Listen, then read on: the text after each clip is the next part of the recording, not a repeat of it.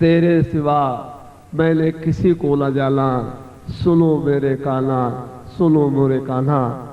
यह संपूर्ण भाव को अभिव्यक्ति देने वाला मधुर संगीत अभी आपने सुना, भजन आपने सुना। हमारे हृदय के उद्गारों को पूरी तरह प्रतिनिधित्व देने वाला यह संगीत, यह गीत।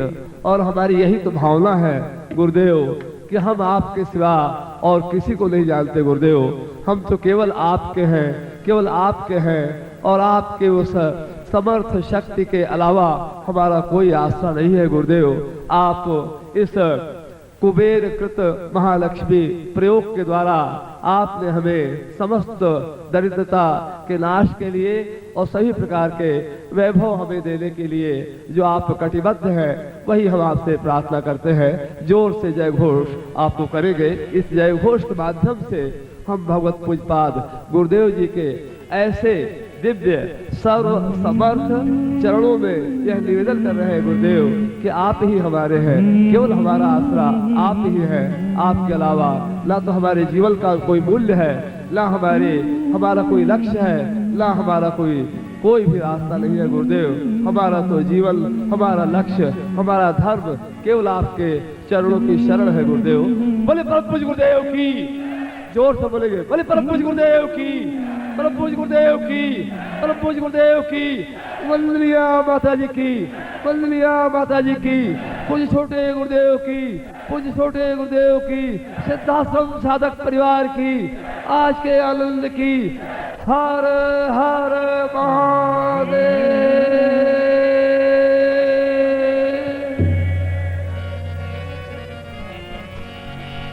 बोलिए पूज्य गुरुदेव की। बौद्ध पूर्णिमा के इस शुभ अवसर पर सायंकालीन सत्र में, जो कि अपने आप में ही ज्ञान और आनंद की वर्षा से ओतप्रोत है, आप्लावित है, और हम भीगे हुए मस्ती के साथ झूमते हुए अपने गुरु के सामने बैठे हुए उन विशेष दीक्षाओं को प्राप्त कर रहे हैं जो अपने आप में लगभग असंभव कही जाती है। और ऐसा ही दृश्य हिमालय में सैकड़ों स्थानों पर हो रहा होगा, जहां गुरु बैठे होंगे, सामने सन्यासी शिष्य बैठे होंगे, और वे इस प्रकार की दीक्षाओं को पाने के लिए सारी रात एक बेताब रहते हैं, उत्सुक रहते हैं, एक भावनात्मक रूप से हर क्षण आशंकित और चिंतन युक्त रहते हैं कि गुरुदेव आए और हमें इस प्रकार के सौभाग्यशाली प्रयोग जो गृहस्थ शिष्यों को करवाते हैं और जिनके लिए हम तरसते रहते हैं, ऐसे प्रयोग हमको भी संपन्न करवाएं और जो उनको एक आनंद से हिलोर लेते हुए बैठे रहते हैं, ऐसा ही आनंद से हिलोर लेते हुए आप मेरे सामने हैं। और बुद्ध का तात्पर्य है करुणा, दया, प्रेम, स्नेह, ममत्व। और इस अवसर पर इस प्रेम और करुणा की, आनंद और मधुरता की आप पर वर्षा होती रहे। आप सही अर्थों में पुरुष बने, पुरुषोत्तम बने। आप सही अर्थों में जागृत बने, चैतन्य बने, और एक ऐसे अद्भुत तेजस्वी ऋषि बने जिन पर हमें और हमारे भारतवर्ष को गर्व हो सके। और आपकी एक आंख में अगर क्रोध का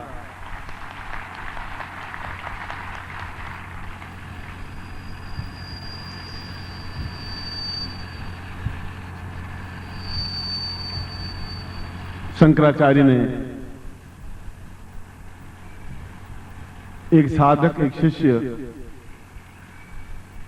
का वर्णन देते हुए कहा है कि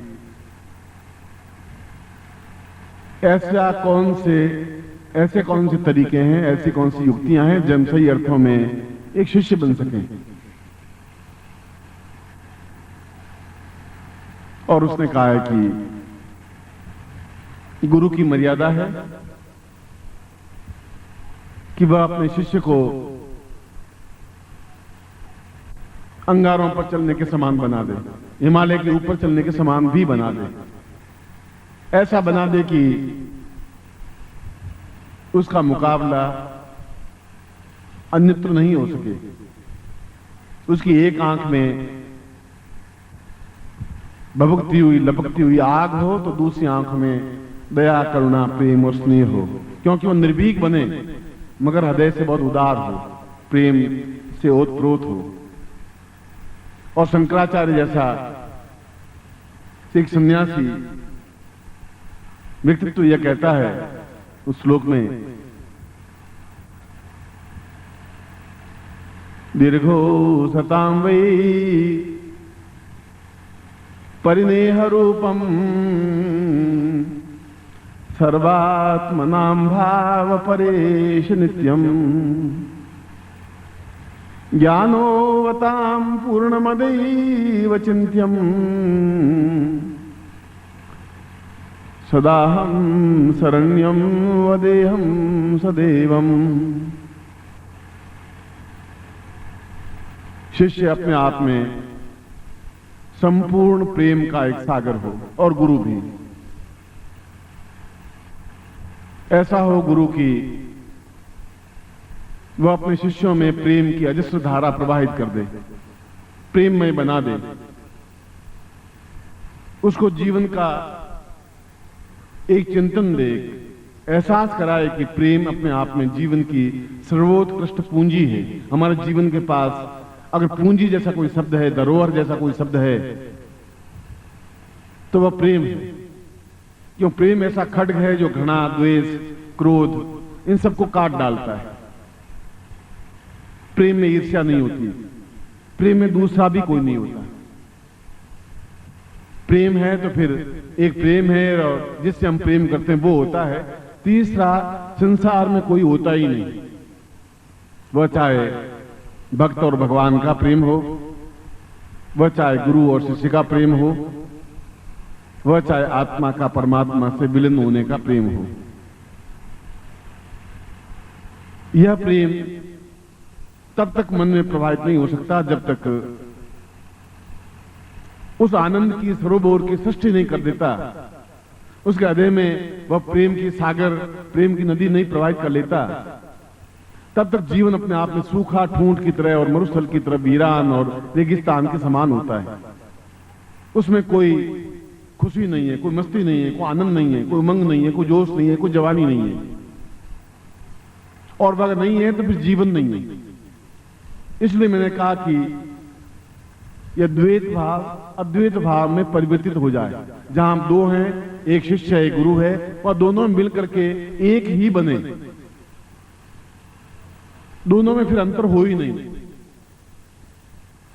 सुबह भी मैंने प्रवचन में आपको बताया था कि शिष्य बनना अपने आप में बहुत कठिन है,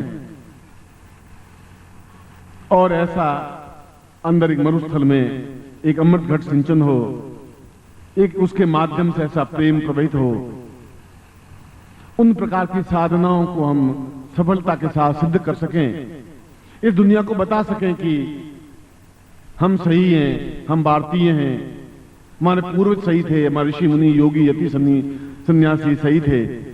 और जहां चारों तरफ अंधकार फैला हुआ है, भौतिकता का, लूट खसोट मार झूठ छल कपट का, इनको प्रेम के माध्यम से दूर करते हुए, साधनाओं के माध्यम से अपने आप को सर्वश्रेष्ठ बनाते हुए पूरे संसार में एक हिलोर पैदा कर दे। बुद्ध जब मृत्यु को, अपने शरीर को छोड़ने लगे, तो उनका सबसे पहला शिष्य जो उनका चचेरा भाई था आनंद, वह हाथ जोड़ के खड़ा हो गया कि आप शरीर छोड़ रहे हैं और आपने हमें तो कुछ बताया ही नहीं, क्या करना है हमें? बुद्ध ने कहा कि बताने को तो हजारों ग्रंथ हैं, लाखों ग्रंथ हैं, हजारों सूक्तियां हैं, हजारों शब्द हैं, और नहीं बताने पर सब कुछ समझ जाए, वह सही अर्थों में शिष्य है। इसीलिए अपदीपो भव, तुम खुद अपने अंदर में तुम्हारी रोशनी पैदा कर दी है, उसी में तुम समझो।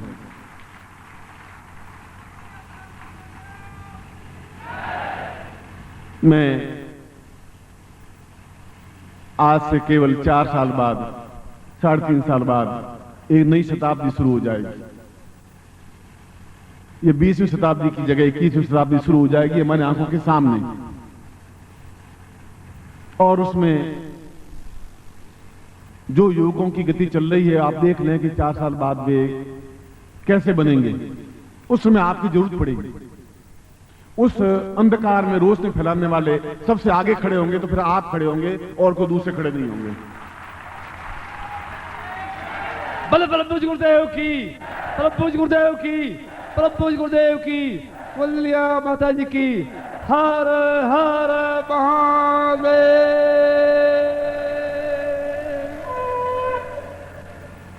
अब जो भी सीखेंगे वो आपके पीछे की पंक्ति में खड़े होंगे। उस नई पीढ़ी को, उस शताब्दी को, उसको समझाने के लिए, उसको ज्ञान और चेतना देने के लिए, जहां वह दिग्भ्रमित हो जाएंगे, जहां भटकेंगे, जहां गोवा के समुद्र के किनारे पड़े पड़े शराब और सिगरेट पी करके अपने आप को बर्बाद करते होंगे, जहां शराब के माध्यम से अपने शरीर को खोखला कर रहे होंगे, उस समय उनकी आंख आपकी तरफ उठेगी, चारों तरफ दौड़ेगी। कौन हमें ज्ञान दे सकता है, चेतना दे सकता है, कौन हमें इस रास्ते से हटा करके सही रास्ते पर गतिशील कर सकता है। और 21वीं शताब्दी के, उस नई शताब्दी के आप नायक बनेंगे, आप महानायक बनेंगे। प्रत्येक व्यक्ति आपको याद करेगा।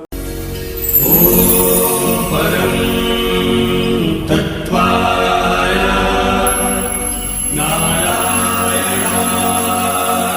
गुरुभ्यो